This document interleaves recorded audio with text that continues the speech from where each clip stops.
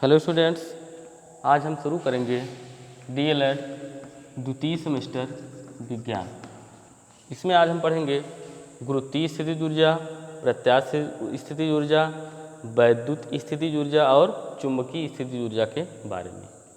तो सबसे पहले हम यहाँ शुरू करेंगे गुरुत्वीय स्थितिज ऊर्जा। गुरुत्वीय स्थितिज ऊर्जा ये क्या होती है, सबसे पहले हम जानेंगे। गुरुत्वीय स्थितिज ऊर्जा जो होती है, यदि हम किसी वस्तु को गुरुत्वीय क्षेत्र के विरुद्ध अनंत से लाएं तो उसमें उस वस्तु को गुरुत्वीय क्षेत्र के विरुद्ध अनंत से लाने में जो किया गया कार्य होता है वह उस वस्तु में स्थितिज ऊर्जा के रूप में संग्रहित हो जाता है, जिसे हम क्या कहते हैं, गुरुत्वीय स्थितिज ऊर्जा कहते हैं। परिभाषित करेंगे इसको। किसी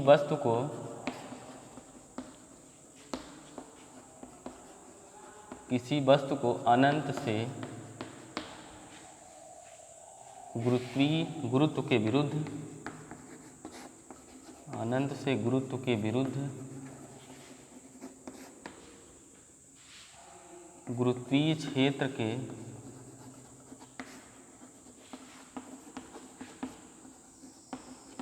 किसी बिंदु तक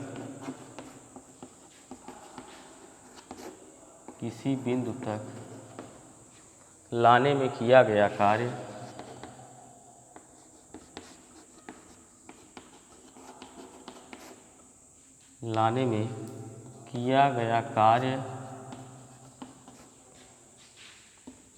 उस वस्तु में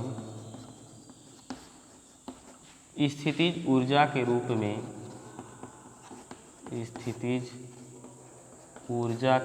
में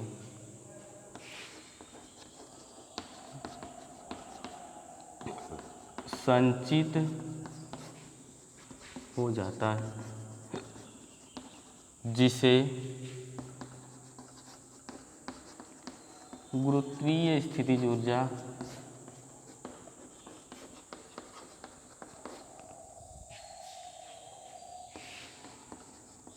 कहते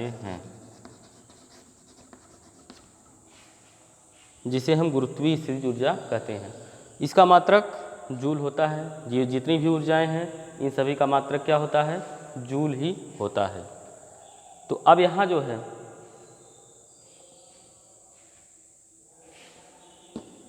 चलिए इसका व्यंजक हम निकालते हैं। ये आपको समझ में आ गया होगा कि किसी वस्तु को हम अनंत से गुरुत्व के विरुद्ध गुरुत्वीय क्षेत्र के किसी बिंदु तक लाने में जो कार्य किया जाता है वह कार्य उस वस्तु में स्थितिज ऊर्जा के रूप में संचित हो जाता है, जिसे हम गुरुत्वीय स्थितिज ऊर्जा कहते हैं। या कोई भी वस्तु जितनी ही ऊपर जाती है उसमें उतनी ही अधिक स्थितिज ऊर्जा संचित हो जाती है। तो इस तरह से हम इसका व्यंजक निकालेंगे, गुरुत्वीय स्थितिज ऊर्जा।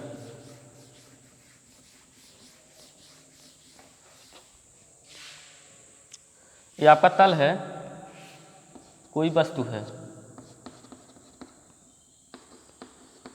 चूंकि वस्तु का भार mg होता है। इस वस्तु को जो है h ऊंचाई तक ले जाया गया।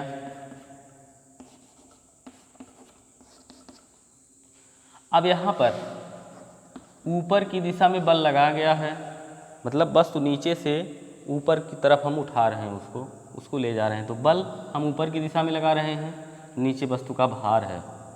अब यहाँ पर इसका विस्थापन भी इसी दिशा में हो रहा है, क्योंकि आप जानते हैं कार्य बराबर बल गुणे विस्थापन होता है। तो यहाँ कार्य कितना हुआ है उसको निकालेंगे हम, क्योंकि W बराबर F S cos थीटा ये होता है। अब यहाँ पर F आपका क्या है, mg है, ठीक है। तो यहाँ पर W बराबर हो जाएगा mg, इसकी S विस्थापन यानी इसकी ऊंचाई हो गई, और इनके बीच कोण कितना बन रहा है, 0 अंश का कोण बन रहा है बल और विस्थापन के बीच। तो यहाँ पर W बराबर हो जाएगा mgh गुणे 1, यानी W बराबर mgh हो जाएगा।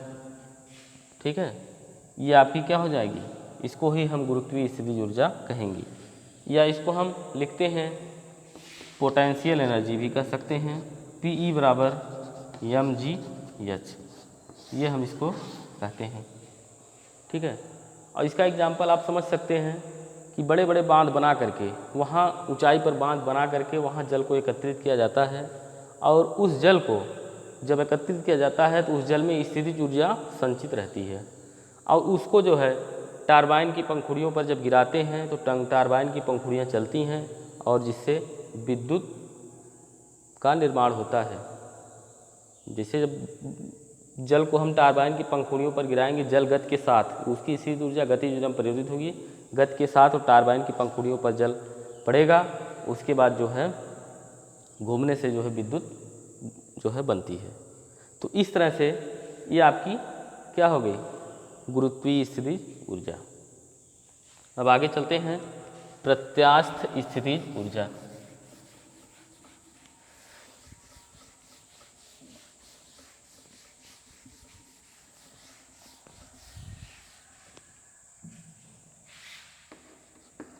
प्रत्यास्थ स्थितिज ऊर्जा।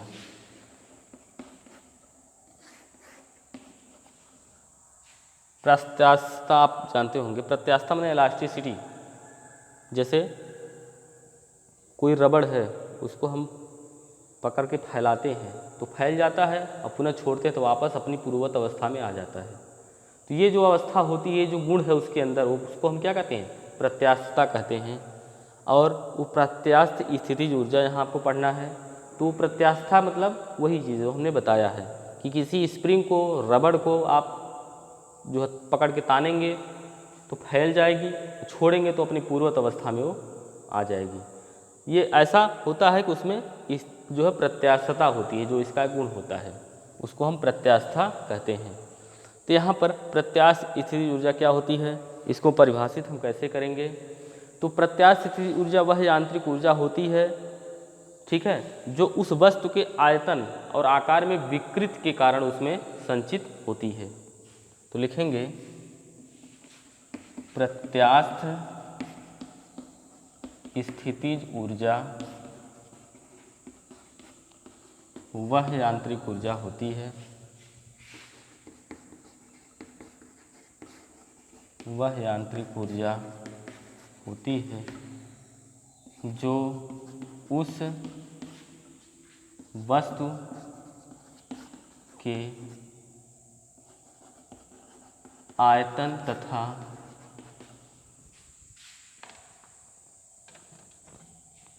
आकृति, जो उस वस्तु के आयतन तथा आकृति में होने वाली विकृति के कारण उसमें संग्रहित होती है या संचित होती है, संग्रहित होती है। जैसे स्प्रिंग, रबड़ और धनुष। स्प्रिंग, रबर और धनुष, इसमें जो है स्प्रिंग में जो संचित ऊर्जा होती है वो प्रत्यास्थ स्थितिज ऊर्जा होती है। उसी कारण जो है उसको फैलाने पर वो पूरा अपनी पूर्ववत अवस्था में आ जाती है। रबर में भी वही हाल होता है। धनुष को आप उसकी डोरी पकड़ के तानेंगे तो उसमें विकृति हो जाएगी उसकी आकृति और आयतन में, पुनः छोड़ेंगे तो अपनी पूर्ववत अवस्था में वो आ जाती है। तो इस तरह से ये प्रत्यास्थ स्थितिज ऊर्जा होती है। ठीक है, यहाँ इसका जो है हम व्यंजक देख लेते हैं। मान लीजिए कोई स्प्रिंग जो है किसी धागे से बंधी हुई है किसी वस्तु में, तो हम यहाँ जब इस पर बल लगाएंगे आगे की दिशा में, और यहाँ पर एक के नियतांक हम लेते हैं जिसको हम स्प्रिंग नियतांक कहते हैं।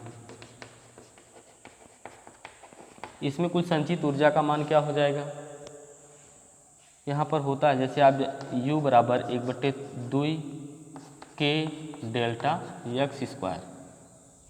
ठीक है, यहाँ पर जो है यक्स जो है इसमें संपीड़न या विरलन माने उसकी जो आकृति में जो परिवर्तन है वह आपका यक्स है। ठीक है, और के जो है आपका स्प्रिंग का नियतांक होता है। इस तरह से ये इसकी जो है स्प्रिंग की संचित ऊर्जा U बराबर 1/2 के डेल्टा यक्स स्क्वायर होती है। ये सभी वस्तुएं जो होती हैं स्प्रिंग, रबर, धनुष, ये सभी हुक के नियम का जो है पालन करती हैं। हुक का नियम क्या होता है कि कोई किसी भी स्प्रिंग, रबर या धनुष इसमें उत्पन्न संपीड़न का मान आरोपित बल के समानुपाती होता है। इसमें जो हम बल आरोपित करेंगे उसके क्या होता है, समानुपाती होता है। तो ये है जो है आपका प्रत्यास्थ स्थितिज ऊर्जा।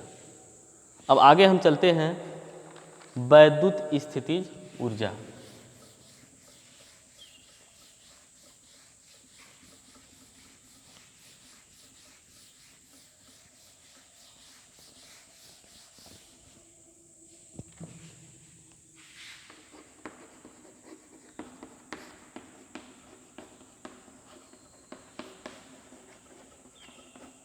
वैद्युत स्थितिज ऊर्जा क्या होती है?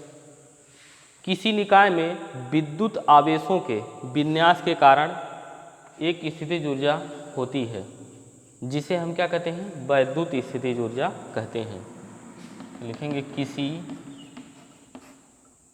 किसी निकाय में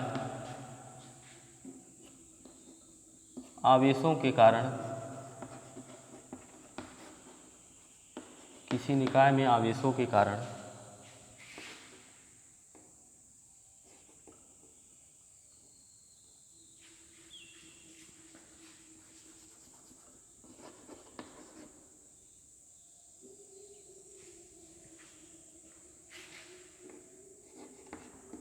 किसी निकाय में आवेशों के उपस्थित होने के कारण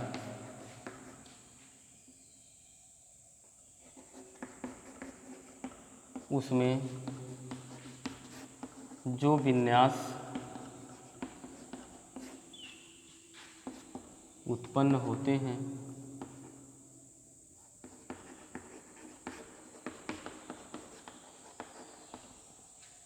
किसी निकाय में आवेशों के उपस्थित होने के कारण उसमें जो विन्यास उत्पन्न होते हैं वह उसमें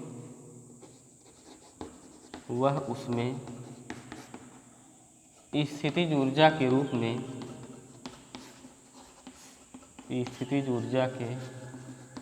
में संचित होते हैं, जिन्हें हम क्या कहते हैं, वैद्युत स्थितिज ऊर्जा कहते हैं। जिन्हें हम वैद्युत स्थितिज ऊर्जा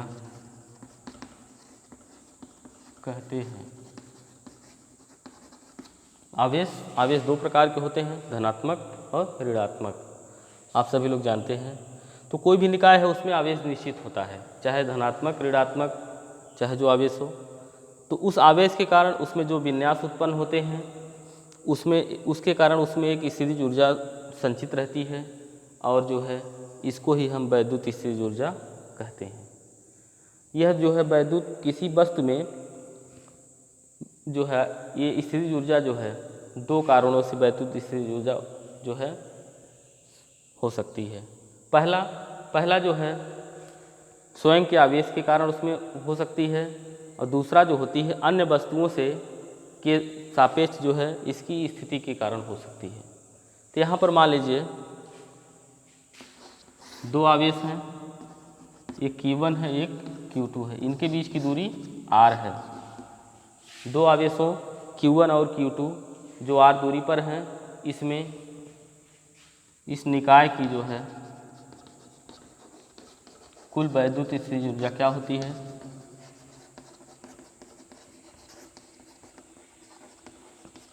कुल वैद्युत स्थितिज ऊर्जा इसकी होती है E बराबर K Q1 Q2 अपान R स्क्वायर। ठीक है, E बराबर K Q1 Q2 अपान R स्क्वायर।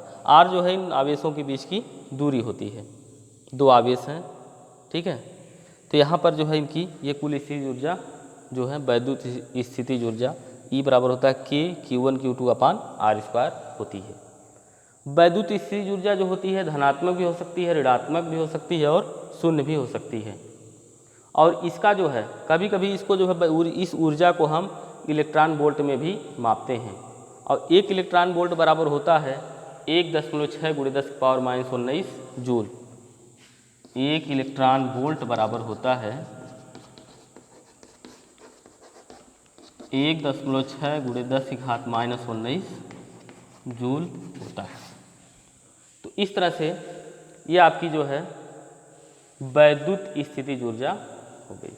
आगे हम चलते हैं अब चुंबकीय स्थितिज ऊर्जा पर।